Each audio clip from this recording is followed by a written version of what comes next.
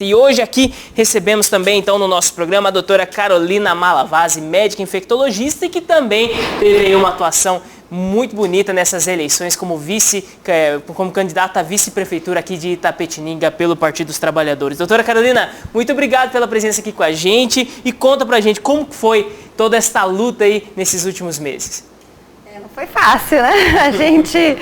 No finalzinho a gente falava, nossa, será que a gente passou por isso, né? Porque foi muito diferente, né? Eu nunca tinha me candidatado, então foi a primeira experiência, mas eu gostei, sabe? A gente fez um trabalho bonito, teve um reconhecimento da população, e aí agora o pessoal fica perguntando, né? E aí, vai continuar? Eu falo, gente, eu acabei de terminar, deixa eu respirar e depois a gente conversa. Me dá esses 3 meses agora até o fim do ano, agora, entendeu? Me deixa tranquilo sim, um pouquinho. Sim. Muito bem. E doutora, conta pra gente primeiro, né? A respeito, vamos dizer assim, falando um pouquinho ainda da eleição, né, só para trazer para o pessoal assim, um olhar de quando surgiu, né, essa intenção, também essa conversa junto com o partido, esse projeto também, né, porque nós vimos que principalmente nas campanhas eles tinham um projeto, vamos dizer assim, que trazia algumas pautas que vocês acreditavam ali. De onde que surgiu tudo isso? E em que momento você falou, não, sim, eu vou sair mesmo, vou sair como vice-candidato? A ideia surgiu porque a gente via, né, a cidade de um jeito e a gente tinha outras propostas e pensava, né, um outro tipo de política para a cidade. Então foi aí que a gente, vamos conversar com a população, conversar com os especialistas de cada área, vamos ver se a gente consegue fazer um plano de governo bem legal e vamos ver se a gente consegue montar uma candidatura. Então foi um processo, né? A minha decisão foi, acho que um mês mais ou menos antes de sair a pré-candidatura, né? Mas assim, eu me empolguei de ver as pessoas, né, querendo um outro tipo de política. Na nossa campanha, o lema era Itapê Solidária, então a gente trazer, né, todas as pessoas terem os direitos, né? Então foi isso que foi o que levou, fundamental, essencial. Muito bem, nós temos alguns recados aqui do pessoal já participando com a gente. A Alessandra Ramos, ela manda aqui as palmas. O Fuad Abraão Isaac aqui, não sei se você conhece, Carolina, mas ele manda aqui, boa tarde, Guto, boa tarde a toda a equipe da TVI. A doutora Carolina foi uma grande surpresa dessas eleições. Uma médica competente, uma mulher guerreira, politizada, que sabe que a população mais vulnerável da nossa cidade precisa, e foi um privilégio poder participar com ela nestas eleições. Grande Calu mandou também aqui o João Gabriel Machado aqui pra gente. Então, o pessoal mandando bastante carinho. E eu acho que fica, né, que você pudesse, vamos dizer assim, avaliar o que fica dessas eleições, desse período, principalmente para a sua vida e também para o seu olhar aqui para a cidade. Eu acho que é um trabalho a longo prazo, né? Acho que assim, as eleições, a campanha, né, foi o começo, acredito que tenha sido o começo de uma história. Então, assim, isso continua, porque eu falei, olha, eu não entrei para a política, eu era uma Carolina e agora sou outra, doutora Calu. Não, eu sou a mesma pessoa. Eu entrei porque eu acredito que todas as pessoas merecem mais saúde, mais educação, direitos iguais. Então, assim, essa minha caminhada vai continuar, independente se dentro do partido, da política, né, que a gente entende como política, porque tudo que a gente faz é político, né? Mas, assim, na área médica, eu continuo fazendo isso, na minha família. Então, isso continua na minha vida. Né? Então, eu acho que assim, eu espero continuar nesse caminho e espero que mais pessoas estejam comigo nele. Muito bem, doutora. E falando agora a respeito de um tema que é o tema aí que está presente com a gente, né? Quem acompanha aqui desde fevereiro, de março ali, é o tema recorrente aqui junto ao Telescópio, que você também participou com a gente algumas vezes aqui, falando que é os desdobramentos, né, dessa pandemia, do Covid-19. Sim. E algo que se fala muito agora seria, vamos dizer assim, de um apontar ali das vacinas, né? Sim. Qual que é a situação? O que a gente pode, de certa forma, já dizer que está mesmo encaminhado, que não está, ou que são só projeções ainda que nós temos, doutora? A gente teve resultados muito bons nos últimos dias, então várias vacinas aí despontando, né, na fase 3, né, mostrando ótimos resultados, então mais de 90% de eficácia, com poucos efeitos colaterais. Então a gente tem resultados bem promissores, mas assim, a gente ainda precisa aguardar. A Anvisa, eles têm que mandar a documentação para a Anvisa, já mandaram parcialmente, então a Anvisa precisa aprovar, né, o Ministério da Saúde, e a gente precisa ter um plano de vacinação nacional. Isso, infelizmente, era para a gente já ter essa semana e o Ministério da Saúde não elaborou, não divulgou, não elaborou, enfim, né? Então, precisamos de um plano, porque não é só ter a vacina. Ótimo que a gente vai ter a vacina, eu acredito que sim, por esses resultados, mas como é que a gente vai comprar essa vacina? Essa vacina vai ser produzida aqui, né? A gente sabe que tem vacinas sendo testadas aqui, tem acordos, né? Principalmente entre o estado de São Paulo, né? E a Fiocruz e o Butantan. Então, assim, como é que essa vacina vai ser armazenada, como é que ela vai ser distribuída, como é que a população vai receber essa vacina, depende também do número de doses. Então, tem uma série de questões e questões muito importantes que elas precisam ser planejadas, porque pode acontecer no final do ano a gente não temos a vacina, mas a população não vai receber essa vacina até o final do ano que vem. Né? Isso pode acontecer, então a gente precisa se anteceder, tá? Vamos ter a vacina e vamos ter o planejamento para que realmente a população receba esta vacina, né? Então, assim, a gente tem hoje o SUS, né? O SUS, ele tem um programa que é um exemplo mundial de vacinação. Então, a gente já tem profissionais capacitados, né? A gente tem nas UBS, nos conhecidos os postos de saúde, eles já fazem campanha de vacinação de outras. Então, não é difícil a gente pegar algumas dessas vacinas e colocar nesse calendário também, mas tudo isso precisa de um planejamento. E olhando assim, né, já para essa questão, só voltando ainda para essas vacinas, você citou para a gente aqui, né, que são algumas vacinas já estão no nível 3, isso já dá, vamos dizer assim, principalmente com esses resultados, uma projeção de que não, se encontrou a vacina, nós temos a vacina, é só questão de produzir e de certa forma fazer toda a documentação, ou ainda nos pode dizer isso? Com certeza, é o que tudo indica. Eu vou falar para você, não dá para falar 100%, mas 99% que nós estamos no caminho de até o final do ano a gente ter, às vezes até antes, uma vacina ou duas, né? Quanto mais melhor, porque por mais que a gente tenha vamos supor, uma marca, né? Essa marca não vai ser suficiente para produzir para o mundo inteiro. Sim. Então é bom que a gente tenha vários, né, tipos de vacinas para o mesmo objetivo, né? Que é que as pessoas não se contaminem mais e a gente possa diminuir o número de casos no mundo, no país e mesmo na nossa cidade. Então, assim, estamos quase lá, passo reta final. É muito provável, 99% eu diria, que a gente tenha isso até o final do ano. Muito bem, e algo também que acho que pode até ser muito cedo ainda para a gente falar, né? Mas principalmente as vacinas relacionadas a vírus, né? Nós temos, de certa forma, sempre novos tipos, novas doses todos os anos. Pode ser que o Covid-19 seja uma vacina que vá necessitar também, vamos dizer assim, de a cada ano se vacinar de novo todo o público, principalmente o público que poderia ter sequelas mais graves dessa doença, assim como se faz, né, com o H1N1? A gente não tem essa resposta ainda. Como é uma doença muito nova, então a gente tem aí, né, menos de um ano, né, de conhecimento sobre o SARS. Foi em dezembro de 2019, né, mais ou menos. Sim, né, que a gente começou a ter mais conhecimento sobre isso. Então a gente é uma coisa muito nova, então a gente não tem essa resposta ainda.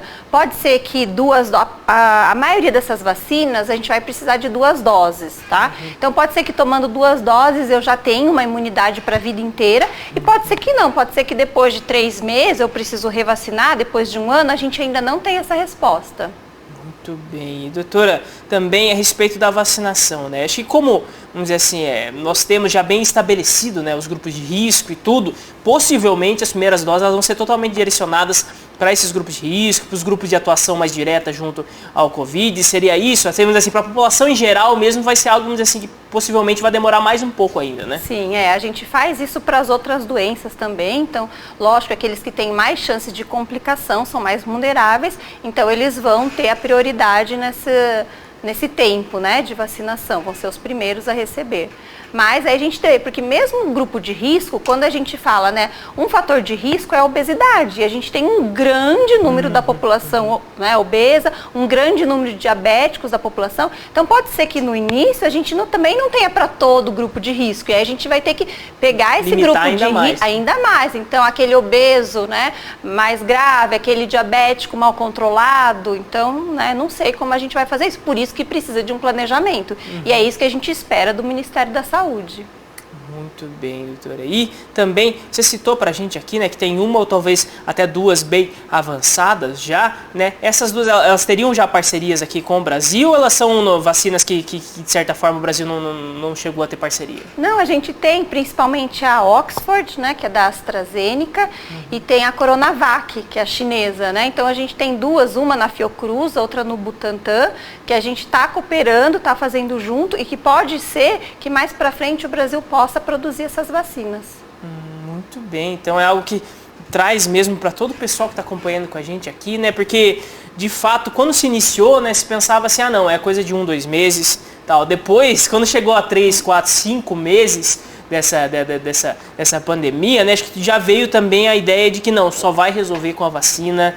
E pode ser algo muito demorado, algo de anos aí, mas nós temos então esses posicionamentos, né, essas descobertas. Acredito que com a tecnologia que nós temos e também com o intuito, né, com todas as forças voltadas para isso, nós estamos conseguindo apressar muito isso. Porque, doutor, se puder comentar para a gente um pouquinho assim, com as outras doenças, né? Sempre foi algo muito mais demorado, né? Para se ter uma resposta de vacina e principalmente na produção de uma vacina, né? E se puder comentar um pouquinho de quão mais rápido está sendo essa? Muito mais rápido, assim. A gente, numa média, a gente tinha para uma vacina cerca de 5, 10 anos para o desenvolvimento de uma vacina. E hoje a gente tem menos de 1 ano praticamente, né? Então é uma evolução, um desenvolvimento muito rápido. E assim, as instituições, as universidades, né, que estão trabalhando com isso estão de parabéns. É uma coisa muito, muito bonito de ver, né? Todo esse trabalho, né, da comunidade internacional para conter essa pandemia. Muito bem. E, doutora, gostaria também de trazer alguns recados aqui do pessoal participando com a gente. O Lucas Formage, ele coloca aqui parabéns pela bela campanha, Calu. A Vilma de Fátima Cleto dos Santos, sempre participando aqui com a gente, ela manda parabéns, doutora, só por ter se colocado como candidata, já é digno de palmas, aqui ela manda. Também o Lucas Formage coloca, além das ótimas propostas, vieram com um grande diálogo.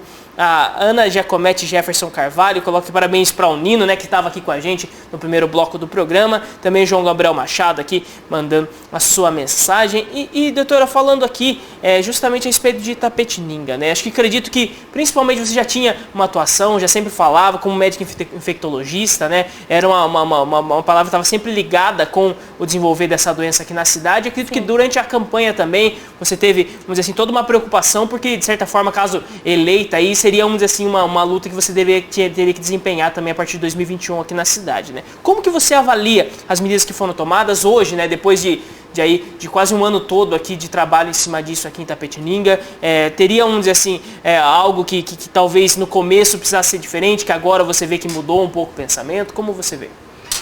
É que assim, é fácil agora também a gente falar depois, né, de tanto tempo, mas assim, a gente poderia ter se antecipado, né, ter testado mais a população, a gente poderia estar utilizando melhor, né, de alguns espaços que foram realizados. Eu acho que assim, foi muito precoce também, né, de ter a retirada do hospital de campanha, porque a gente vê... isso foi agora, né? Foi agora, a gente vê os casos subindo, a gente já estava percebendo, né, um aumento dos casos aqui em Itapetininga, então para mim isso foi muito precoce, né?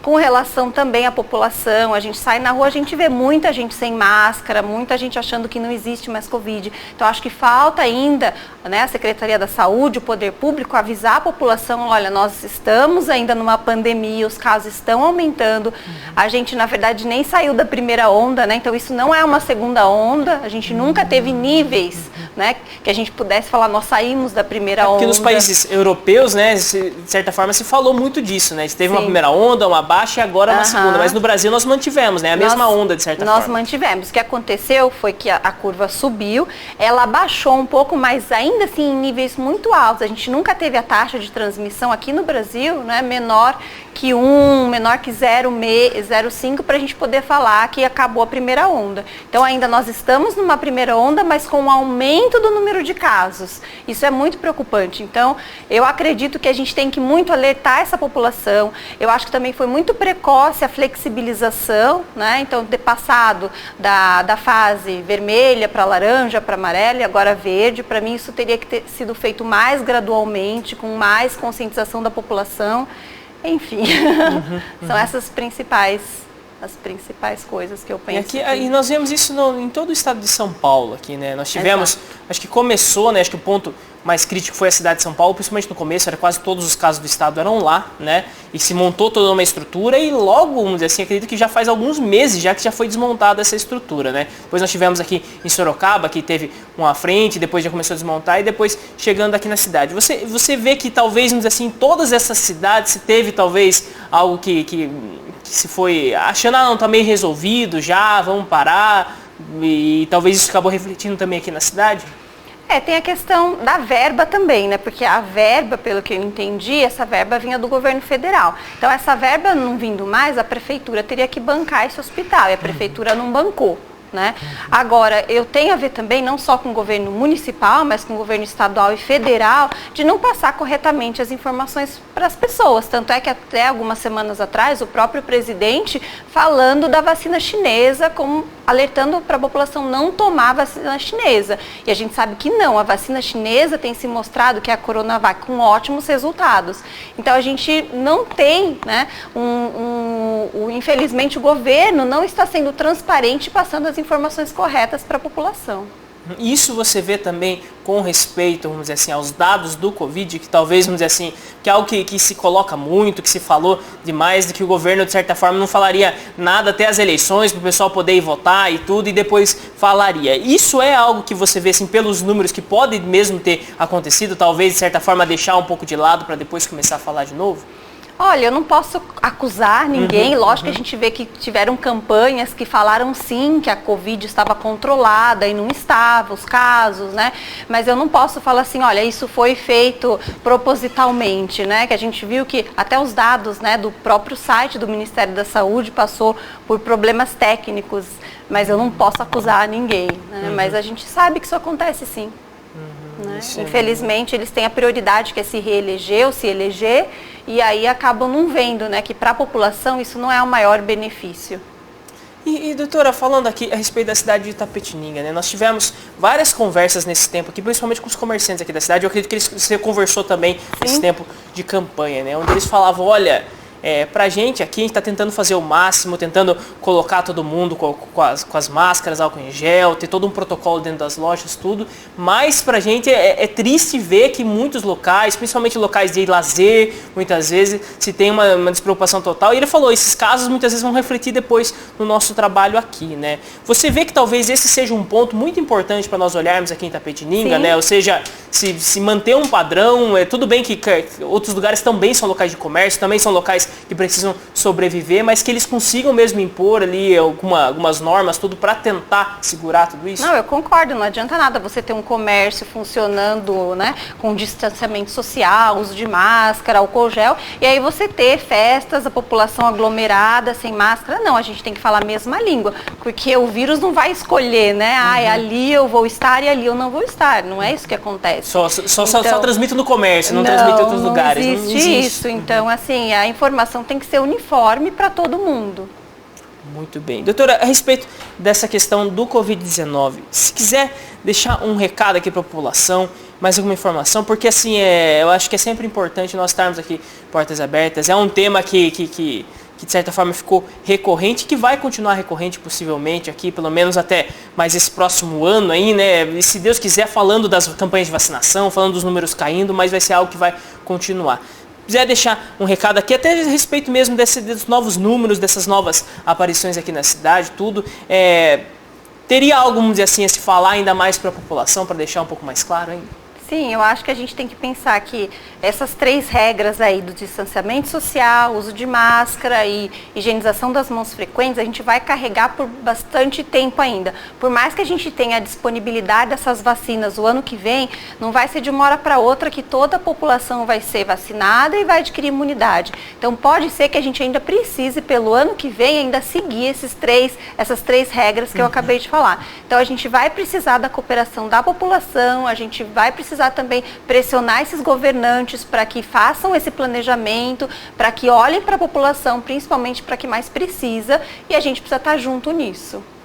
Muito bem, nós temos mais um recado aqui, a Irene de França mandou aqui pra gente, me poupe os bares à noite, tudo lotado, sem respeito a quem se cuida e infelizmente mesmo nós temos visto muito disso. E, doutora, antes ainda de nós encerrarmos aqui, tem algo que me chama a atenção, para o bem, vamos colocar assim, é porque mesmo os casos em Itapetininga, eles crescendo bastante, nós vimos, acho que é algo que reflete em todo o Brasil, que o número de mortes por Covid, ele de certa forma, ele está mais controlado. Talvez, de certa forma, se entendeu um pouco uma reação médica, uma reação clínica ali, para os casos, vamos dizer assim, ou talvez as pessoas começaram a ter uma consciência maior da doença e buscar mais ajuda. O que você, de certa forma, é observável mesmo que os números de mortes eles começaram a cair com relação ao número de infectados ou não? O número de mortes, ele aumentou nas últimas semanas, tá? Que isso fica bem claro. Agora, o que aconteceu, se a gente comparar com o começo da pandemia, que a gente tinha quase nada de conhecimento médico, e com o que a gente adquiriu até agora, com certeza os médicos sabem lidar melhor com essa doença, tá? Mas esse número de mortes, ele tem aumentado nas últimas semanas. Isso no estado de São Paulo, no geral, no Brasil, né? 10 estados, esse número aumentou, e o estado de São Paulo é um deles. Então, a gente tem que tomar muito cuidado ainda. Porque eu vejo assim, que nem, eu posso estar, assim, mas foi uma impressão que eu tive, é que assim, nós chegamos em 80 mortes aqui muito rápido, entendeu?